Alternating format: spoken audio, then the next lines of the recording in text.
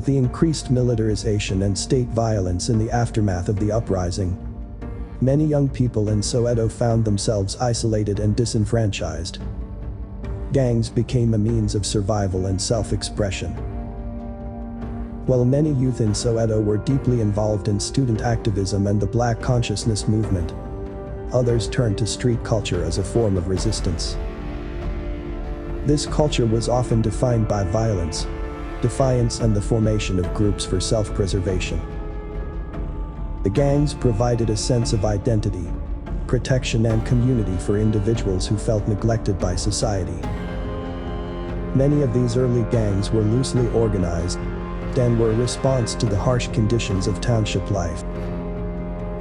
And as political tensions and violence in the townships escalated throughout the 1980s, many of these gangs were used by various political factions to control neighborhoods or areas of influence.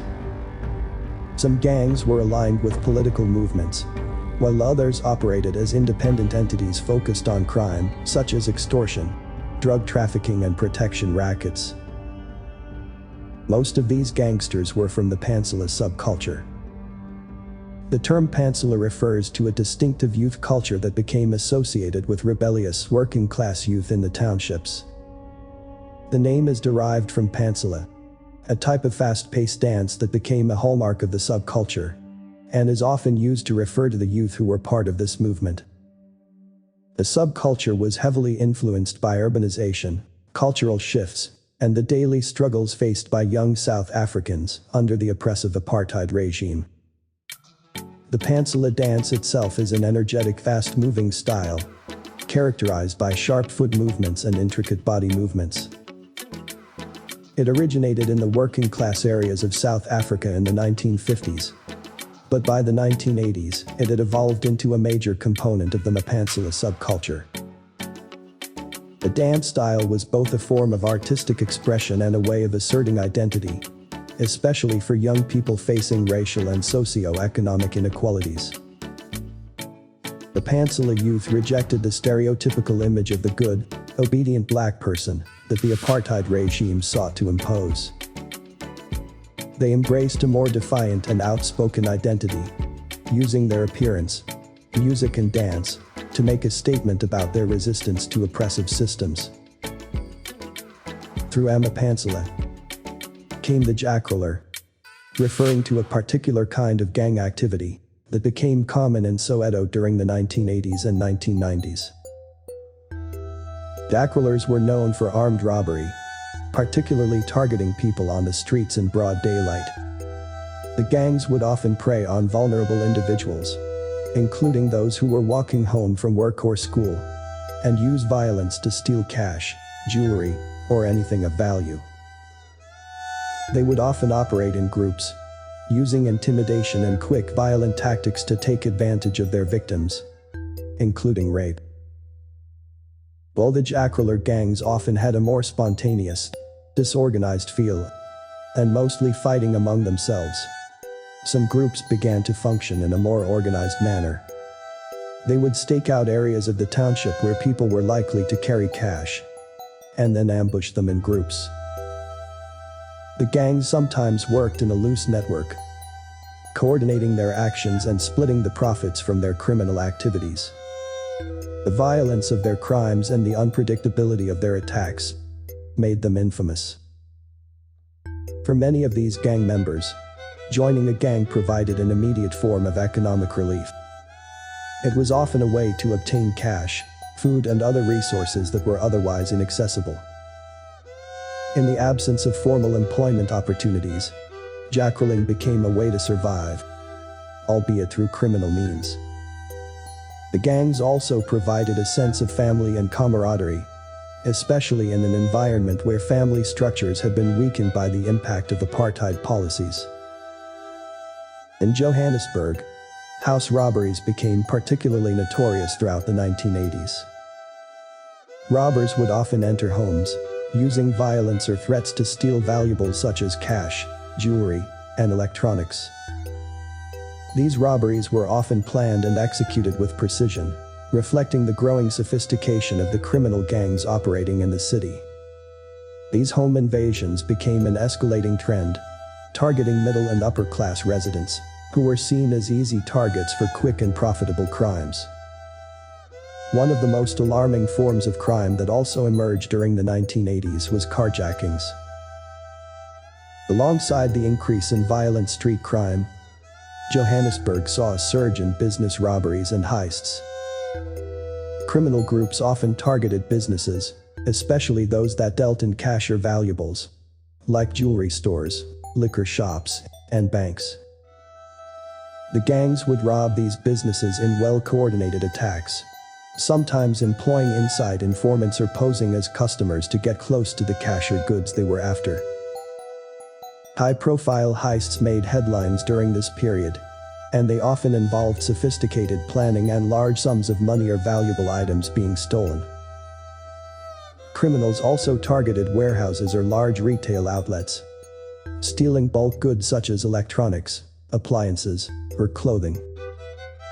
These robberies became notorious for their violent nature, with criminals not hesitating to use firearms to subdue employees or security personnel. The high turnover of stolen goods created a parallel black market economy where stolen items were sold quickly and profitably. Gangsters were often seen wearing expensive clothes, flashy jewelry, and designer accessories. In a township setting where resources were limited, the desire for material wealth became associated with power and prestige. This led to the emergence of youth adopting the fashion styles of gangsters, even if they couldn't afford the high-end items.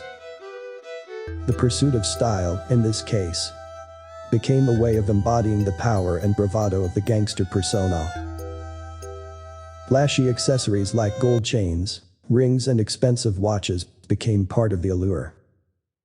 The association of wealth with gangster life made these items highly coveted by the youth, who began to see gangsters as role models for how to achieve these material trappings of success. Gangsters often targeted affluent white suburbs where the rewards from robberies were potentially higher. However, as law enforcement in these areas increased, and as security measures like alarm systems and guarded neighborhoods became more common, attacks on white suburbs became riskier. Young gangs in Soweto turned to their own communities, because these areas were often poorly policed, and people were less likely to have the same level of security or vigilance. The tight-knit nature of some parts of Soweto made it easier for gangsters to blend in and avoid detection, while targeting local businesses, homes, and individuals. The high levels of crime in Soweto during the late 80s and early 1990s created a pervasive sense of fear and anxiety among residents. People were often afraid to leave their homes at night or to walk the streets for fear of being attacked. Children grew up in environments where crime was normalized, and violence became part of everyday life. With the breakdown of traditional community structures and a lack of economic opportunities, many young men in Soweto found themselves increasingly desperate. For some, the gang lifestyle represented a way out of poverty. Gangs offered both material rewards, like money, drugs, and luxury items, and a sense of identity, power, and respect. However, this often came at the expense of their own neighbors, friends, and families, as the competition for resources became more intense. Local gangs began to engage in inter-gang violence as well, fighting over turf, control of illegal activities like drug dealing, and the spoils of robberies. This meant that not only were innocent people caught in the crossfire of gang violence, but the residents of Soweto were also being directly affected by the actions of those they knew. Communities in Soweto resorted to vigilante justice to protect themselves. Residents, tired of waiting for police intervention, formed community self-policing groups. While these groups helped curb some forms of crime, they also created tensions, sometimes leading to mob justice and extrajudicial killings. These vigilante groups were seen as both a response to the failure of the police and a reflection of the general breakdown in law and order. As crime escalated, particularly in urban areas, authorities responded by implementing harsher penalties for violent offenders.